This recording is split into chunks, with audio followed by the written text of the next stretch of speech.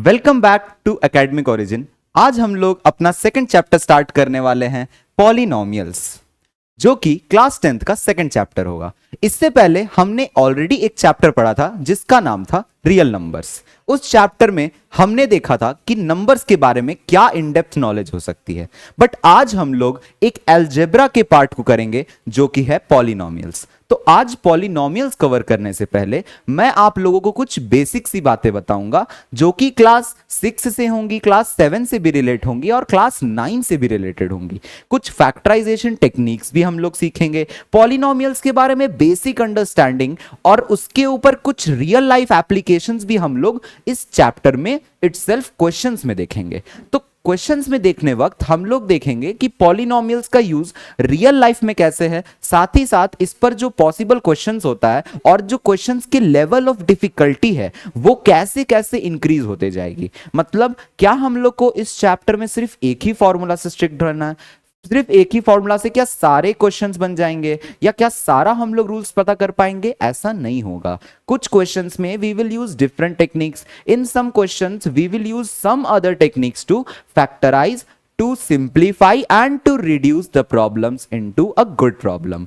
साथ ही साथ मैं देवाशीष आपका मैथ्स एजुकेटर ये इन्फॉर्म करता हूं कि हम लोगों ने पॉलिनोमियल्स को बेसिक से स्टार्ट करने का वादा किया है। तो अब इस पॉलिनोमियल्स में जो भी लोग हमारे साथ from the very first lecture to the last lecture बने हुए रहेंगे, उनको पहले की बातें क्लास 6, 7 और 9 इटसेल्फ की पॉलिनोमियल्स भी बहुत हद तक समझ में आएगी और लास्ट तक बने रहने पे उनको NCERT as well as RS Agarwal and your other side books उन सारे के प्रॉब्लम्स भी कवर अप हो जाएंगे। तो बिना किसी देर के हम लोग शुरू करते हैं हमारा पहला सेकंड चैप्टर जो कि है पॉलिनोमियल्स। चलिए, अब पॉलिनोमियल्स के बारे में हम क्या जानते हैं कि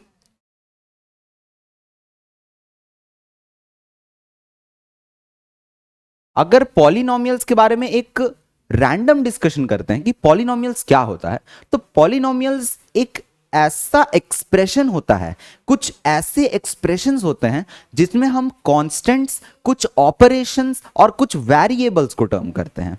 एग्जांपल लेता हूं, क्या हम लोगों ने इस चीज को ऑलरेडी पहले देखा है? अब ये क्या है? ये एक पॉलिनोमियल है। इसको हम लोग क्या बोलते हैं? एक पॉलिनोमियल बोलते हैं। उसका रीजन क्या है? इसको पॉलिनोमियल बोलने के पीछे वजह क्या होती है?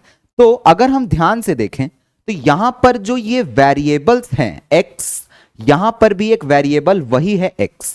मतलब ये पॉलिनोमियल, ये जो एक्सप्रेशन है, जो भी ये चीज लिखी हुई है x³ + 4x + 3, उसमें ये पार्ट एक वेरिएबल है, ये पार्ट भी एक वेरिएबल है।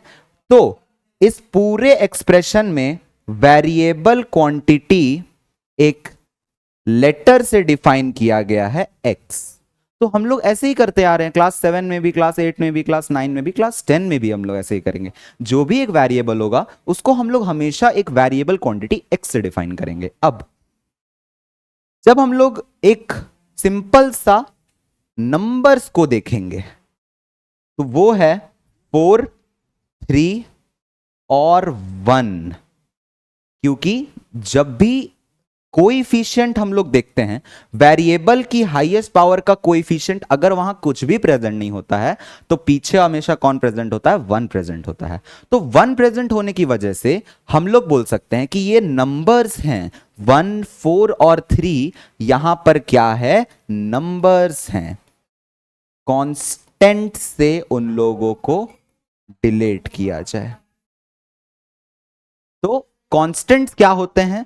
कोई भी एक्सप्रेशन में वेरिएबल्स के साथ जो भी नंबर्स वाले पार्ट हैं, मतलब जो भी नंबर्स लगे हुए हैं, वो एक कांस्टेंट की तरह कहलाएंगे। हो सकता है वो कांस्टेंट एक रियल नंबर, हो सकता है वो कांस्टेंट एक रैशनल नंबर हो सकता है वो एक होल नंबर हो सकता है कि वो कांस्टेंट एक इररेशनल नंबर भी हो, मतलब रूट में भी हो सकता है। तो ये सब डिफरेंट डिफरेंट चीज है जो हम लोग एक एक करके पॉलिनोमियल में देखेंगे कि पॉलिनोमियल में कांस्टेंट्स भी किस तरह से रिवॉल्व करते हैं। 1 हो सकते हैं, 4 हो सकते हैं, 3 हो सकते हैं, √3 हो सकते हैं।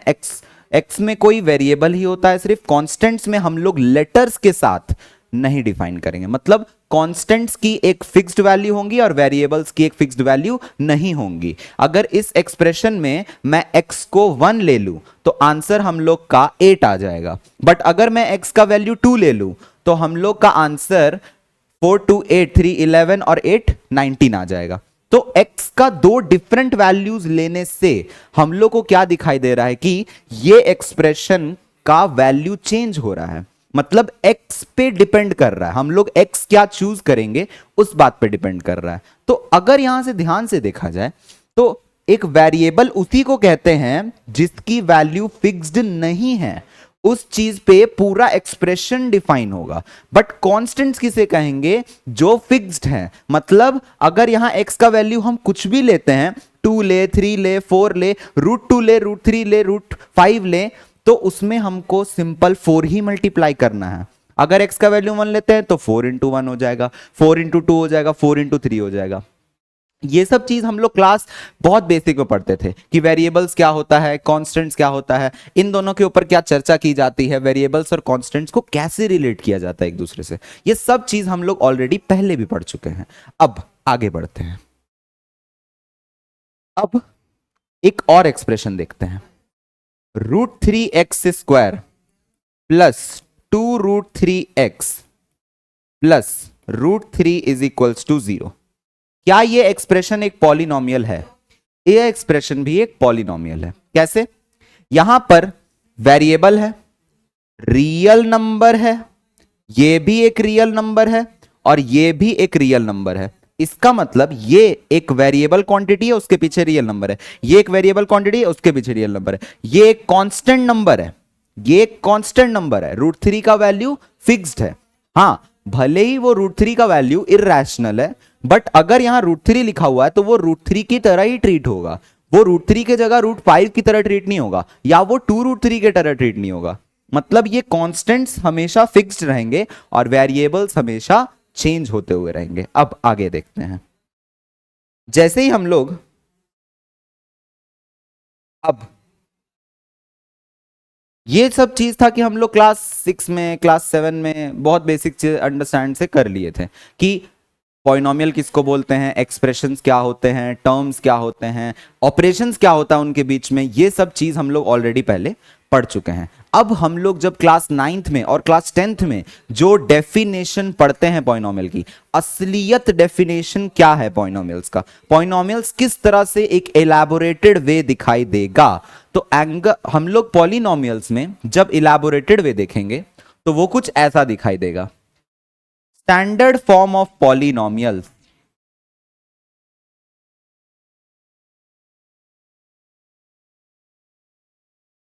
तो स्टैंडर्ड फॉर्म ऑफ पॉलिनोमियल्स में हम लोग क्या बोलेंगे कि वो कुछ ऐसा होता है। a0 x⁴n, a1 x⁴n-1, a2 x⁴n-2 plus a3 xn-3 dot dot dot dot dot.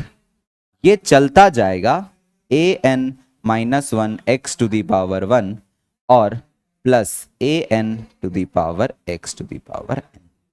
तो ये असली डेफिनेशन है, ये स्टैंडर्ड फॉर्म है एक पॉलिनोमियल का। अब काफी बच्चे लोग इसको देख के डर जाते हैं कि सर ये अचानक से फॉर्म कैसे बदल गया, अभी तो हम लोग x³ x² x⁴ x⁵ तक देख रहे थे, बट ये n-1 n-2 n-3 कहां से आ गए।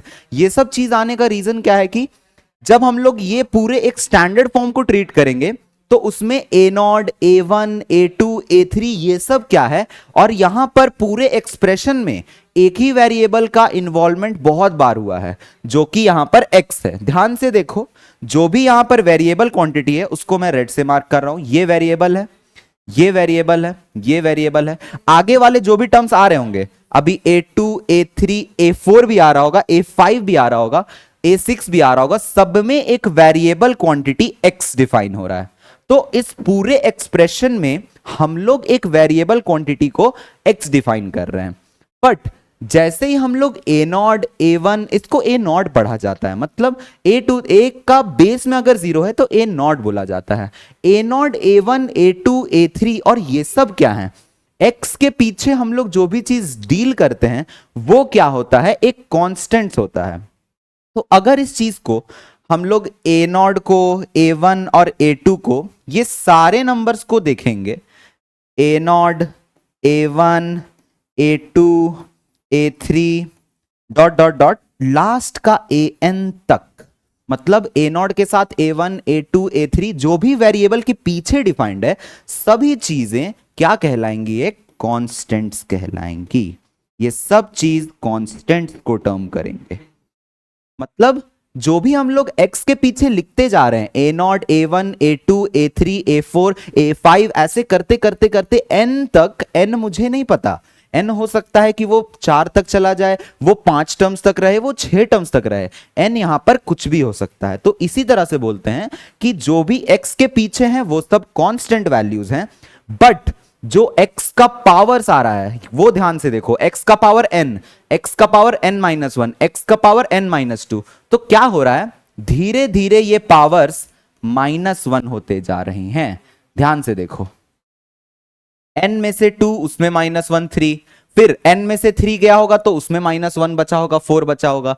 तो इसी तरह से हम लोग x का पावर n से घटते हुए आ रहे हैं, मतलब x का पावर n से डिसेंडिंग ऑर्डर में आ रहे हैं। इसको बोलते हैं स्टैंडर्ड फॉर्म लिखना, मतलब डिसेंडिंग पैटर्न में हम लोग किसी भी एक्सप्रेशन को लिखेंगे। तो इस तरह से क्या होता है कि स्टैंडर्ड फॉर्म में हमेशा हाईएस्ट पावर को लीडिंग में रखा जाता है और जो लोएस्ट पावर रहता है उसको एंडिंग में रखा जाता है। तो वो स्टैंडर्ड फॉर्म दिखने में आसान होता है और हम लोग काफी इजीली उसको एक्सप्रेस कर सकते हैं। अब आगे बढ़ते हैं। जैसे ही हम लोग यहां पर कांस्टेंट्स को डील कर लिए, वेरिएबल क्वांटिटी यहां कौन है, x, और ये जो पावर्स हैं, इन पावर्स के बारे में क्या खास बात है कि ये पावर्स होल नंबर्स हो सकते हैं। अब ये एक नया बात हमने सीखा कि ये पावर होल नंबर्स ही क्यों हो सकते हैं। क्या ये पावर कोई फ्रैक्शनल हो सकता है, क्या ये पावर कोई नेचुरल हो सकता है, या क्या ये पावर हम लोग गलती से भी डेसिमल में ले सकते हैं। तो ये सब चीज के बारे में डील हम लोग नेक्स्ट स्लाइड में करेंगे। अब जैसे कि अगर मैं एक सिंपल सा पॉलिनोमियल लिखूं ऐसा, x to the power 3 plus 2x square plus 5x plus 7, ये एक पॉलिनोमियल है। अब इसमें हम लोग क्या क्या चीज डिफाइन कर सकते हैं, कांस्टेंट्स,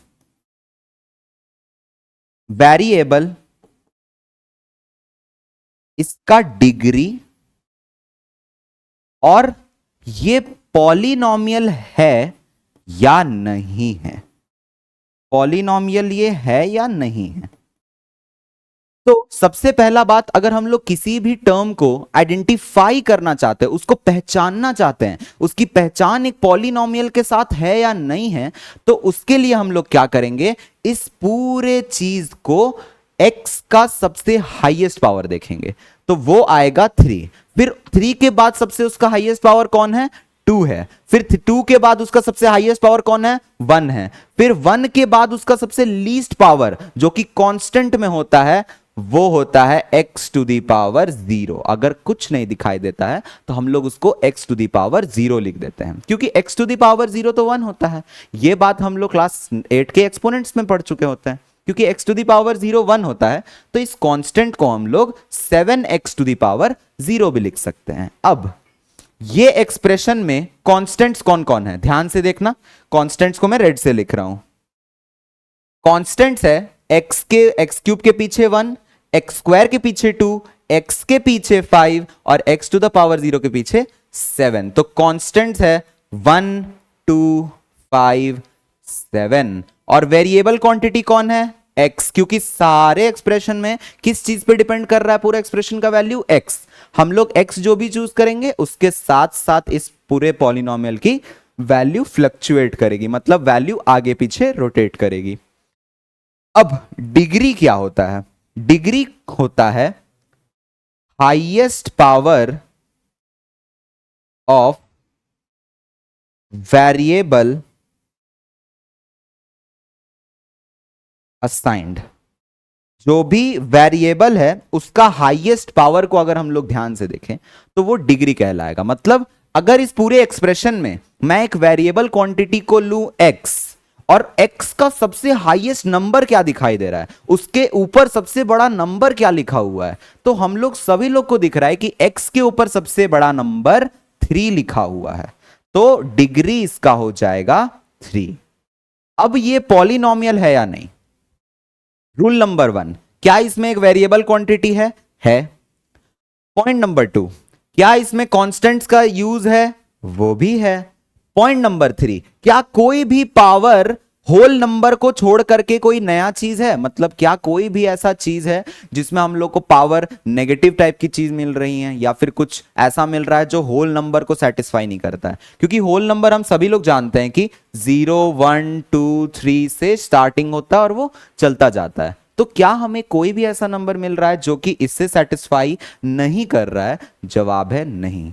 हम लोग को सारे नंबर्स इसी तरह के मिल रहे हैं जो कि highest power of variables assigned है। पॉलिनॉमियल है या नहीं, ये बात पे हम लोग बोल सकते हैं। अब ये एक पॉलिनॉमियल है, दिस इज अ पॉलिनॉमियल। इसका मतलब पॉलिनॉमियल होने के लिए 3-4 क्राइटेरियाज हमने देखा। पहला, कांस्टेंट्स होना चाहिए। दूसरा, वेरिएबल्स होना चाहिए। तीसरा, उसके अंदर जो भी x की पावर्स है, वेरिएबल्स के जो भी पावर हैं, वो क्या होने चाहिए? एक होल नंबर्स होने चाहिए। एक होल नंबर्स के क्राइटेरिया को फिल करने चाहिए। मतलब बेसिक सा अंडरस्टैंडिंग में कोई भी एक पॉलिनॉमियल तब कहलाएगा जब उसका पावर्स में हम लोग कोई फ्रैक्शन ना देखें या कुछ नेगेटिव पावर्स ना देखें, -1 -2 -3 टाइप की चीज। अब उसको देखने के लिए यहां बढ़ते हैं। अब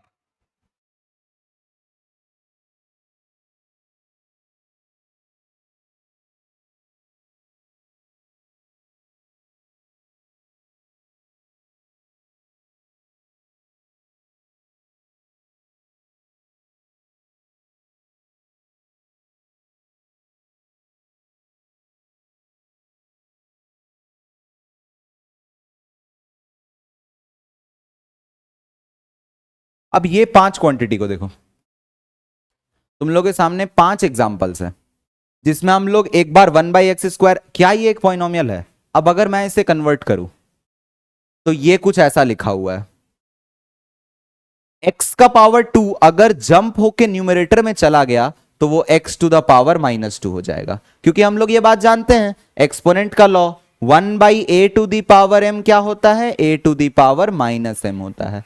ये लॉ से हम लोग ऐसा कह सकते हैं कि 1/x² ऊपर जाएगा, जंप होगा तो वो हो जाएगा x टू द पावर -2। मतलब x टू द पावर -2 होने में दिक्कत क्या है कि ये एक पॉलिनॉमियल नहीं है, क्योंकि यहां x का नेगेटिव पावर्स डिफाइन हो गया। नेगेटिव पावर्स डिफाइन होने की वजह से हम लोग बोलेंगे कि ये एक पॉलिनॉमियल नहीं है।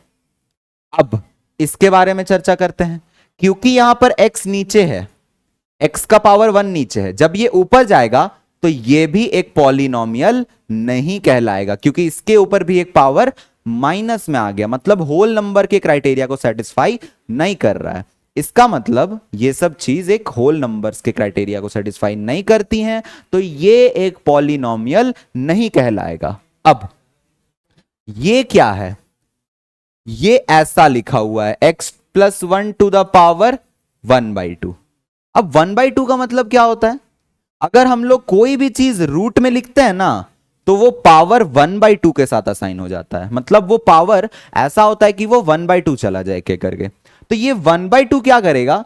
इसके ऊपर चढ़ जाएगा जब रूट होता तो, और यहां पर भी एक रूट है, तो ये पूरे x+1 के पीछे या x+1 के ऊपर एक रूट होने की वजह से पावर 1/2 चढ़ जाएगा। तो पावर 1/2 क्या एक होल नंबर होता है? हम लोग अच्छे से ये बात जानते हैं कि 1/2 भी एक होल नंबर नहीं होता है। 1/2 एक होल नहीं होता है। हाफ का मतलब होता है हाफ है, पूरे होल का आधा है वो पार्ट। तो ये हाफ होने की वजह से हम लोग क्या बोलेंगे कि रूट के अंदर कोई भी चीज लिखा हुआ हो वो एक पॉलिनॉमियल नहीं कहलाएगा। So this is also not a polynomial. अब ये देखते हैं, ऑफन बच्चे लोग क्या मिस्टेक करते हैं कि इस चीज को हम लोग लिख देते हैं, इसका ऊपर रूट अलग और इसके ऊपर रूट अलग। अब ये एक कॉमन मिस्टेक है, ये काफी लोग मिस्टेक करते हैं जिन लोग का बेसिक्स क्लियर नहीं है। रूट कभी भी ऐसे सेपरेट नहीं हो सकता है, मतलब एक्स क्यूब के साथ भी रूट नहीं हो सकता और 2x स्क्वायर के साथ भी रूट नहीं जा सकता है। तो ये एक कॉमन मिस्टेक आप लोगों को नहीं करना है। ये ऐसे स्प्लिट, रूट कभी भी ऐसे स्प्लिट नहीं होता है। अब इसका असली में स्प्लिटिंग तो होगा नहीं, अंदर वाला एक फैक्टराइजेबल पॉलिनोमियल नहीं है। तो हम लोग क्या करेंगे, इसको चेक करेंगे। रूट का मतलब होता है कि जो भी चीज लिखा हुआ है उसके पावर में आ जाएगा 1/2। अब 1/2 फिर से ये कौन सा क्राइटेरिया को सेटिस्फाई कर रहा है, होल नंबर्स के क्राइटेरिया को सेटिस्फाई नहीं कर रहा है। मतलब 1/2 एक ऐसा नंबर है जो कि होल नहीं है, ये क्या है, एक फ्रैक्शनल पावर है। तो फ्रैक्शनल पावर को हम लोग बोलेंगे कि ये भी पॉलिनोमियल नहीं है।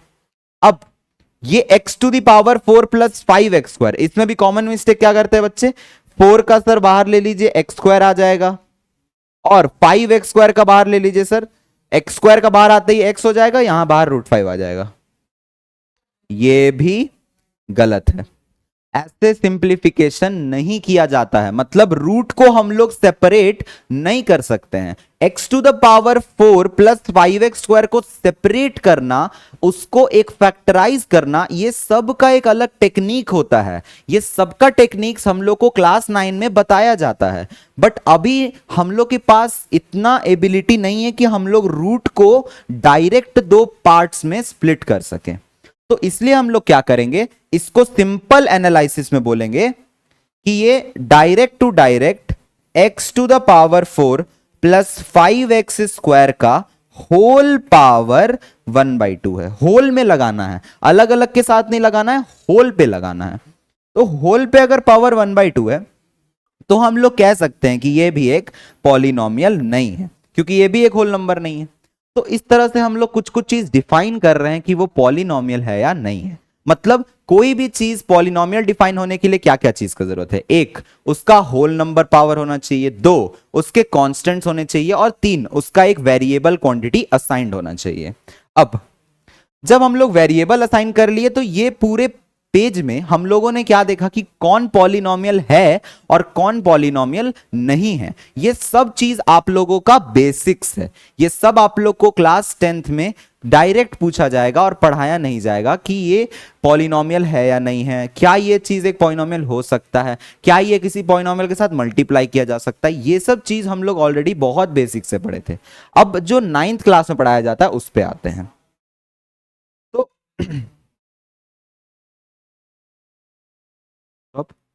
तो अब हम लोग क्या, ये सारे पॉलिनोमियल्स को इस वैल्यू पे देखेंगे। तो हम लोग क्वेश्चन क्या है, find the value of polynomials at given value of x. जब भी हम लोग कोई पॉलिनोमियल को डिफाइन करते हैं तो हम लोग उसके पीछे एक px, gx और hx लगा देते हैं। इसका सिंपल सा मतलब क्या होता है, polynomial in terms of x, क्योंकि यहां वेरिएबल x डिफाइंड है तो उसको इन टर्म्स ऑफ x बोलते हैं। ये पूरा एक क्या कहलाएगा, polynomial in terms of x, तो उसको gx से डिफाइन किए और अगला वाला भी hx से डिफाइन किए। अब इस पूरे पॉलिनोमियल में हम लोग x का वैल्यू -3/4 डाल के देखते हैं। तो x का वैल्यू जैसे ही हम लोग -3/4 डालेंगे तो p ऑफ -3/4 आएगा। मतलब कि जब हम लोग x का वैल्यू यहां -3/4 डाल रहे हैं तो LHS में ही -3/4 डालेंगे, RHS में ही -3/4 डालेंगे। तो एक एक करके जब हम लोग वैल्यूज डालेंगे तो यहां क्या आएगा देखना, 4 × -3/4 + 3। अब 4 से 4 कैंसल हो गया, आंसर आ गया -3 + 3 0। इसका मतलब x का वैल्यू -3/4 यहां रखने से हमारा उस पॉलिनोमियल का आंसर कितना आ रहा है, 0 आ रहा है। अब हम लोग नेक्स्ट पॉलिनोमियल को चेक करते हैं। नेक्स्ट पॉलिनोमियल क्या है, x² + 2x - 63। x² + 2x - 63 में अगर हम लोग सिंपल x का वैल्यू कितना पुट करने को कहा गया है, 7। अगर हम लोग यहां x का वैल्यू 7 रख देते हैं तो यहां पर भी 7 रखने पे आ जाएगा g of 7 should be equal to, यहां पर भी 7 रखना पड़ेगा। तो x के जगह जहां जहां x है वहां वहां 7 रखना है। 2 इंटू 7 माइनस 63। अब 7 का square 49 plus 7 two 14 minus 63। 49 plus 14 63 होता है। 63 में से 63 कैंसल आउट होके 0 हो गया। तो हमने क्या देखा कि इस पॉलिनोमियल में भी जब हम लोग x का वैल्यू 7 डाल के प्लग इन कर रहे हैं तो वो भी आंसर क्या आ रहा है, 0 आ रहा है। अभी तक हम लोग सिर्फ क्या कर रहे हैं, पॉलिनोमियल के ऊपर x का वैल्यू डिफाइन कर रहे हैं, पॉलिनोमियल के ऊपर x का वैल्यू डिफाइन कर रहे हैं। तो इससे क्या हो रहा है कि हम लोग का एक बिल्डअप होते जा रहा है कि पॉलिनोमियल के अंदर वैल्यू को कैसे डाला जाता है। x का वैल्यू 7 डालने पे इसका आंसर 0 आ रहा है, x का वैल्यू यहां पर -3/4 डालने से इसका आंसर 0 आ रहा है। अब इस पॉलिनोमियल को ट्राई करते हैं। ये क्यूबिक पॉलिनोमियल है, मतलब इसका डिग्री 3 है, तो इसको आगे हम लोग ट्राई करते हैं। अब x का वैल्यू -1 और -2 डालना है। तो पॉलिनोमियल हमारे पास क्या था, x³ plus 6x square plus 11x plus 6। अब अगर हम लोग यहां पर x का वैल्यू -1 डालें एंड x का वैल्यू -2 डालें तो यहां पर हम लोग को hx मिल जाएगा।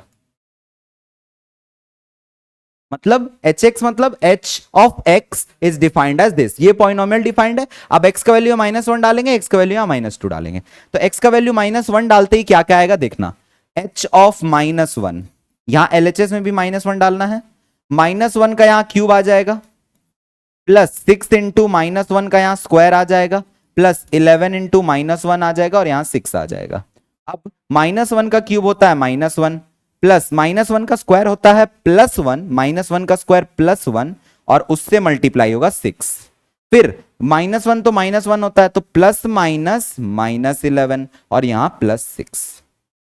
अब इसको कैलकुलेट करेंगे, -1 -11 -12 प्लस 6 +12 -12 प्लस 12 कितना आ जा रहा है, 0।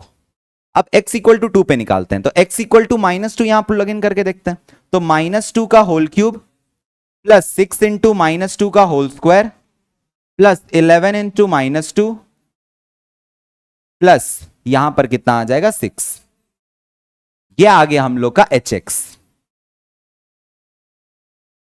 अब जब इसको सेटिस्फाई कर दिए हम लोग, x का वैल्यू यहां -2 प्लग इन करके देख लिए, तो -2 प्लग करने पे अब क्या क्या वैल्यूज पॉसिबल आ पा रहा है। जैसे -2 प्लग करने के बाद -2 का क्यूब कितना होता है, -8 होता है, क्योंकि minus into minus into minus, minus का ऑड पावर हमेशा माइनस देता है हम लोग को। फिर माइनस का इवन पावर हमेशा इवन देता है, तो 6 इंटू 4 24, फिर 11 इंटू -2 -22 प्लस 6। अब -8 प्लस 6 -2, 24 में 22 गया +2, -2 प्लस 2 हो गया 0। इसका मतलब h ऑफ -2 0 आ गया, h ऑफ -1 0 आ गया। तो एक तरह से हम लोग ने अभी तक एक बहुत ही शानदार ऑब्जर्वेशन देखा होगा कि पिछले स्लाइड में जितने भी क्वेश्चंस थे, जो भी हमने x का वैल्यू लिया है उस पे ये टर्म 0 बन रहा है, x का वैल्यू यहां पर 7 लेने पे 0 बन रहा है, और यहां पर भी x का वैल्यू -1 और -2 दोनों लेने से 0 बन रहा है। इसका मतलब हम लोग ऐसा कुछ कह सकते हैं, एक पॉलिनोमियल अगर हम लोग बोलते हैं px इक्वल टू मान लेते हैं ax प्लस b, तो अगर हम लोग इस पॉलिनोमियल में कुछ भी हम लोग को a और b क्या दिया हुआ है, कांस्टेंट्स है, उसमें कोई डरने वाली बात नहीं है कि a और b क्या है, a और b सिंपल कांस्टेंट्स है, x यहां वेरिएबल है। अब इस चीज का वैल्यू 0 कब होगा, मतलब ax प्लस b 0 कब होगा, तो ax प्लस b 0 तब होगा जब ये b उधर जाके -b आ जाए और फिर ये x का पीछे वाला कोएफिशिएंट नीचे आ जाए, तो -b/a आ जाएगा। तो x का वैल्यू कितना आ गया, -b/a आ गया। इससे हम लोग क्या बोल सकते हैं कि x का वैल्यू -b/a है, तो अगर ये x का वैल्यू यहां -b/a पुट करे वापस, तो ऐसा कुछ बनेगा, -b/a प्लस b, a से a cancel, -b plus b equals to 0। तो हम लोग क्या बोल सकते हैं कि at x equal to -b/a value of polynomial ax plus b is equals to 0।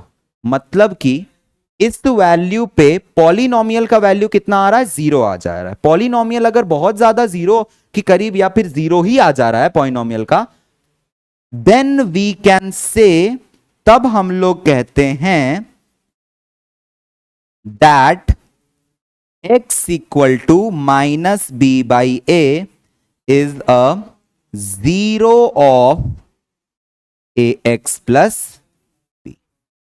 ये सबसे लैंडमार्क मोमेंट है क्लास 9th का, क्लास 10th का, बहुत हद तक ये एक लैंडमार्क मोमेंट है। मतलब यही चीज अब हम लोग क्लास 10th का नेक्स्ट लेक्चर स्टार्ट करेंगे तो उसमें बेसिक का रोल ये निभाएगा। अब हम लोग का अभी तक जितने भी हम लोगों ने ये स्लाइड्स देखें उसमें जो भी वैल्यूज आ रहा था वो 0 बना रहा था। इसको हिंदी में बोलेंगे तो x इक्वल टू माइनस 3/4 इसका एक 0 है, x इक्वल टू 7 इसका एक 0 है, x इक्वल टू माइनस 1 इसका एक 0 है और x इक्वल टू माइनस 2 भी इसका एक 0 है। मतलब एक एक करके हम लोग एक एक x को ऐसा चूज कर रहे हैं जिससे वो पॉलिनॉमियल का वैल्यू क्या आ जाए, एक 0 के करीब आ जाए। तो इस तरीके से हम लोग बोल सकते हैं that these all x are here giving the value of polynomial as 0। मतलब पॉलिनॉमियल का वैल्यू इस गिवन x पे 0 के करीब आ जा रहा है। तो उस तरीके से हम लोग बोल सकते हैं that these are the zeros of the given polynomial. अब नेक्स्ट लेक्चर से हम लोग इस चीज को स्टार्ट करेंगे दैट क्लास 10th में और अब क्या क्या कॉन्सेप्ट शुरू होगा, क्योंकि अभी तक हमने देखा कि एक बेसिक कॉन्सेप्ट में जीरोस का क्या मतलब होता है, फिर ये एक्स स्क्वायर क्या होते हैं, डिग्री क्या होता है, सब चीज क्या क्या हम लोग डिफाइन करते हैं। अब हम लोग नेक्स्ट क्लास में देखेंगे कि ज्योमेट्रिकल मीनिंग क्या है, इसका हम लोग जीरोस निकालते कैसे हैं, फैक्टराइजेशन टेक्निक्स क्या है और बहुत सारे चीजें नए नए तरीके से कोएफिशिएंट से रिलेटेड कैसे हैं। मतलब एक्स स्क्वायर के पीछे कौन सा टर्म है, एक्स के पीछे कौन सा टर्म है, ये सब चीज जो डिफाइंड होगा वो सब चीज हम लोग नेक्स्ट लेक्चर में देखेंगे। तो बने रहिएगा हमारे साथ, नेक्स्ट लेक्चर में हम लोग मिलते हैं पॉलिनॉमियल्स के। Thank you.